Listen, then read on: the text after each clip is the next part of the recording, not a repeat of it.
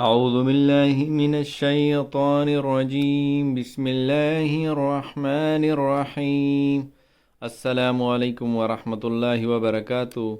آج انشاءاللہ تعالی ہم دعا سیکھیں گے۔ جب موت قریب معلوم ہو تو یہ دعا پڑھنا چاہیے۔ یہ دعا ہر مسلمان کو یاد کر لینی چاہیے، کیونکہ بیماری کسی بھی وقت آ سکتی ہے، موت کسی بھی وقت آ سکتی ہے۔ تو بہتر یہ ہے کہ اس دعا کو ہر مسلمان اپنی زندگی میں، اپنی حیات میں لازمی یاد کرے۔ بسم اللہ الرحمن الرحیم۔ اللہم اغفر لی وارحمنی والحقنی بالرفیق الاعلی۔ اللہم اغفر لی وارحمنی والحقنی بالرفیق الاعلی۔